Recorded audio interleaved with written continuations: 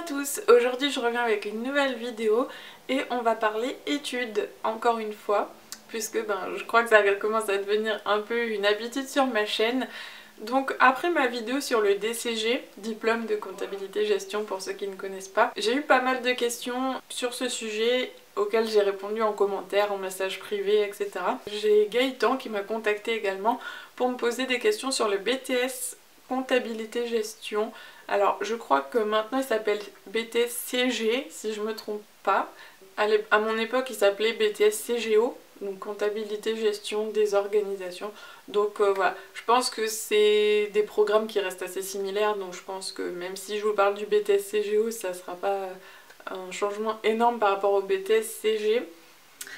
Et puis je vais répondre à ces questions du coup comme j'avais fait pour le DCG.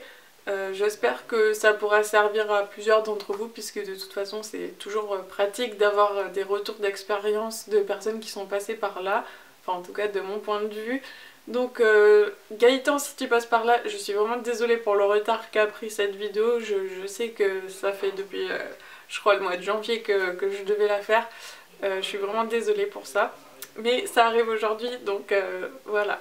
Donc je vais répondre à ces questions. Donc c'est des questions qui sont un petit peu dans le désordre et je vais pas trop m'attarder dessus parce qu'il y en a un petit paquet. Donc je commence tout de suite. Si je regarde en bas, c'est que j'ai toutes les questions sur mon téléphone. Donc désolée pour ça. When the stars are spelling your name. Donc pour intégrer un BTS, souvent il faut passer par APB. Donc ça on vous en parle au lycée, hein. C'est un site pour pouvoir rentrer dans les écoles juste après le bac. Donc effectivement je crois qu'il faut envoyer un CV, alors ça par contre je sais plus du tout. Et puis la lettre de motivation, ça c'est obligatoire. Lettre de motivation, qu'est-ce qu'il faut mettre dedans? Généralement il faut faire 3 parties.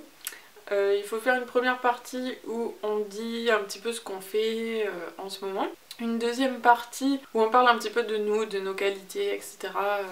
Pourquoi on serait fait pour cette formation. Et une troisième partie où on parle de la formation, ou enfin de ce qu'on veut, de ce pourquoi on envoie la lettre, et on explique pourquoi on serait adapté et qu'est-ce qu'on pourrait apporter à cela. Donc voilà, je sais que c'est jamais évident, moi je suis pas forcément hyper douée pour ça, donc je vais pas plus m'étaler sur le sujet.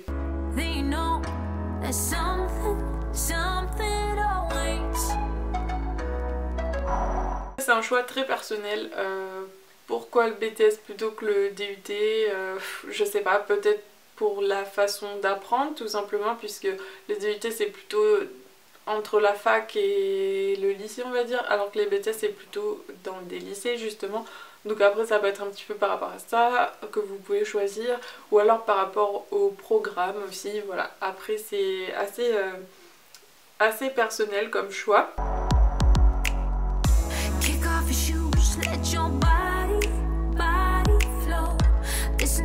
Il y a vraiment pas mal de matières je trouve, donc il y a les matières générales qui sont générales à peu près à tous les BTS, donc il y a la culture générale, le management, l'économie, l'anglais, si je me trompe pas.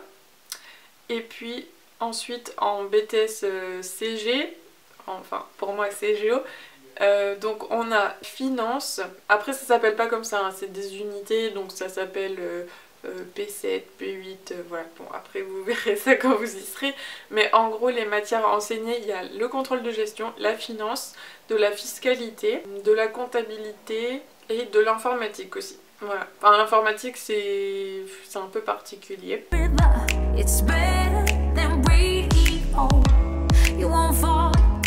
Alors moi ma matière préférée c'était contrôle de gestion et informatique, c'était mes deux matières préférées.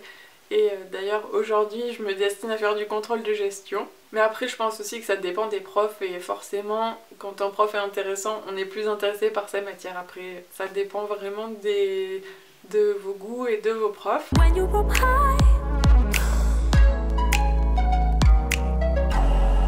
Forcément il faut faire ses exercices, hein. Je pense que c'est un peu la base, apprendre un petit peu ses cours, mais je pense, enfin en tout cas de mon point de vue, le fait de faire des exercices ça nous fait apprendre le cours en fait tout simplement, donc du coup ça aide beaucoup. Ensuite écouter en cours, puisque pour moi c'est aussi 50% du travail, Et puis voilà, être un minimum assidu, ne pas sortir tous les soirs et voilà, après c'est comme n'importe quel cours.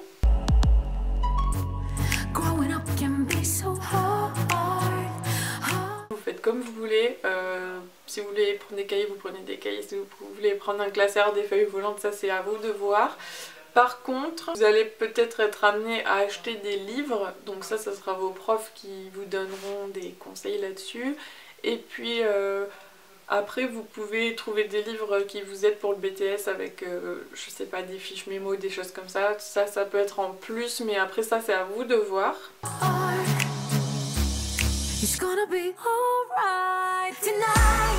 Ils sont peut-être même plus à l'écoute qu'au lycée puisque bon, on est un petit peu plus grand, même si bon, ils nous traitent parfois un petit peu comme des lycéens et c'est un peu dérangeant d'ailleurs, mais sinon généralement ils sont assez à l'écoute, même si vous avez des questions professionnelles etc. Ils vous répondront généralement avec grand plaisir puisque la plupart ce sont des professionnels qui donnent des cours en plus, donc que ce soit en DCG, en BTS etc.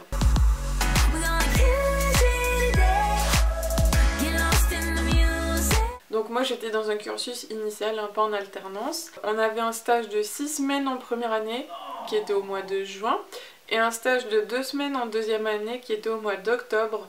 Les deux je les ai fait dans des cabinets d'expertise comptable et je pense que c'est le mieux pour tout le monde. Après si vous voulez en faire un en entreprise c'est aussi un choix, mais en cabinet vous verrez peut-être plus de choses, ça sera un peu plus varié au niveau des tâches. Et puis je pense que le cabinet c'est un peu un passage obligé pour tout le monde quand on fait de la comptabilité. Même si c'est vraiment pas facile parce que c'est un milieu professionnel très très particulier où on se fait un petit peu exploiter entre guillemets, je vais me faire taper dessus quand je vais dire ça. Mais bon, ça permet d'avoir une certaine polyvalence derrière et d'avoir une vision globale en fait de tout le processus comptable d'une entreprise.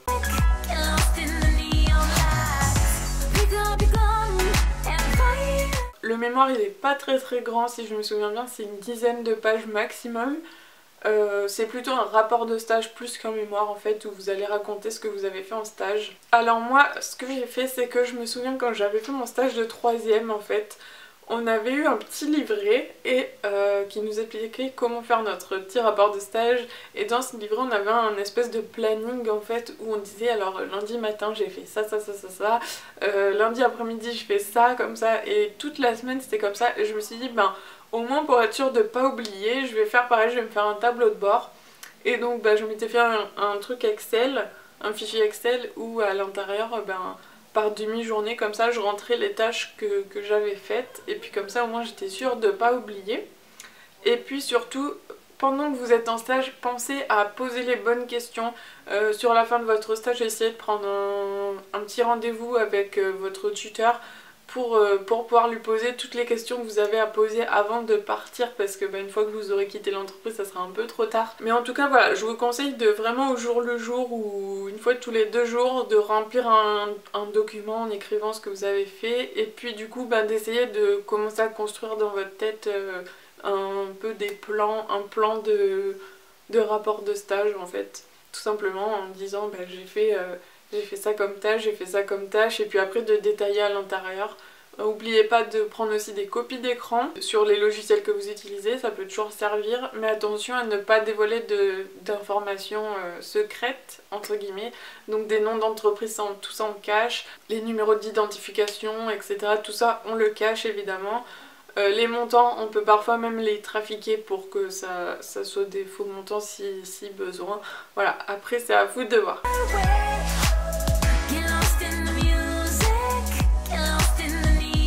Alors non, pas du tout.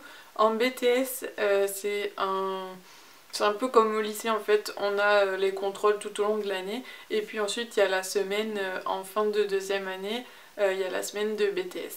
Donc qui fonctionne un peu comme le bac où c'est les examens.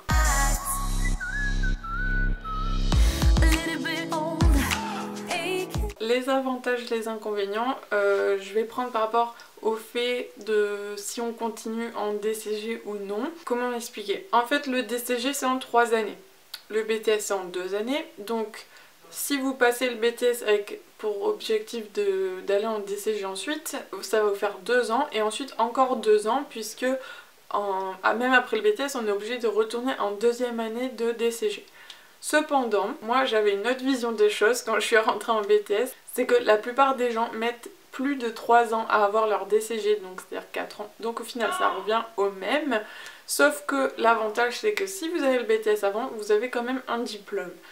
Autre avantage pour moi, c'est que le BTS donne des équivalences avec le DCG sur des matières qui ne sont vraiment pas faciles en DCG, donc du coup c'est un avantage également. Et 3e avantage, c'est que le BTS selon moi c'est plus professionnalisant, donc vous allez faire des choses vraiment plus concrètes.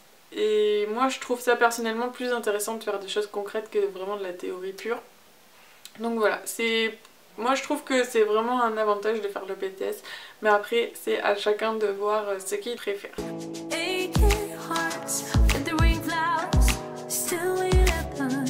Moi je suis vraiment un très mauvais exemple pour ça, puisque à partir du moment où j'écoute assez bien en cours et que je fais mes exercices, j'ai pas besoin de travailler vraiment des tonnes et des tonnes.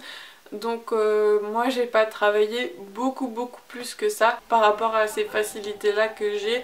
Mais après je connaissais des gens qui travaillaient beaucoup plus que moi et qui avaient beaucoup plus de difficultés, donc ça je vais pas trop vous indiquer là-dessus. Mais en gros je dirais que c'est un peu, peut-être un tout petit peu plus qu'au lycée, mais c'est pas non plus... Enfin au lycée en bac général, hein, j'entends bien, parce que j'avais des gens dans ma classe qui avaient fait des bacs professionnels où ils n'avaient quasiment aucun devoir au lycée, donc voilà, là c'est assez différent.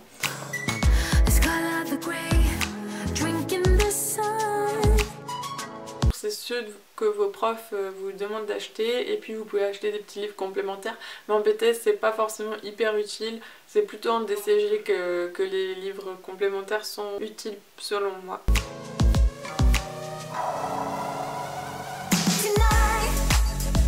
Il me semble que c'était 35 ou 36 heures, si je me trompe pas, mais en gros c'est des journées complètes, hein. Il n'y a pas de trou comme à la fac, mais en même temps c'est un programme qui est assez complet et vous allez vraiment approfondir chaque point et prendre le temps dessus, donc ça les vaut aussi.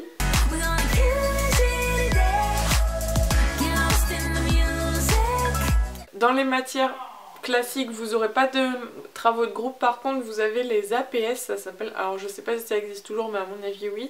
Donc c'est les activités professionnelles de synthèse et c'est 3 heures par semaine il me semble.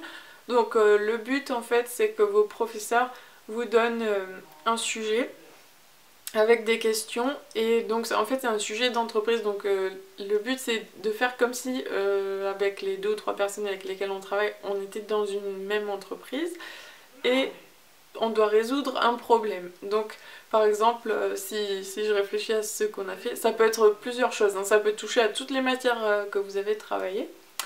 Donc imaginons c'est un client qui veut faire un retour etc. de son produit, etc. Donc là vous allez devoir préparer les courriers, vous allez devoir préparer parfois des graphiques, des choses comme ça peut être plein de choses, ça peut être des notes de synthèse, ça peut être des tableaux Excel, des écritures comptables, voilà, ça peut être plein de choses différentes. Et franchement moi je trouvais ça assez intéressant, même si sur le coup on en avait marre, mais au final en y repensant c'était quand même assez bien. Et donc ça vous aurez une épreuve au BTS sur ce sujet là. Voilà, donc ça c'est à peu près les seuls travaux de groupe qu'on fait, et puis sinon en cours après on s'entraide pour faire les exercices et tout ça, donc voilà. Voilà, j'espère que cette vidéo vous aura plu et qu'elle était assez complète. Si vous avez d'autres questions, n'hésitez pas à les laisser en commentaire ou à m'écrire sur ma page Facebook que vous retrouverez dans la barre d'infos. Je répondrai avec plaisir à vos questions. Alors évidemment moi le BTS ça remonte quand même à 3 ans maintenant, donc forcément je ne me souviens pas de tout, mais j'essaierai de répondre au maximum à toutes vos questions. Et puis si vous rentrez en BTS l'année prochaine, je vous souhaite bonne chance et plein de réussite pour vos épreuves si vous y êtes déjà. Et d'ailleurs si vous êtes déjà en BTS, n'hésitez pas à répondre également si je fais des petites erreurs, puisque voilà, les programmes ont pu changer entre temps et la façon de faire aussi. Je vous fais de gros bisous et je vous dis à très vite, bye.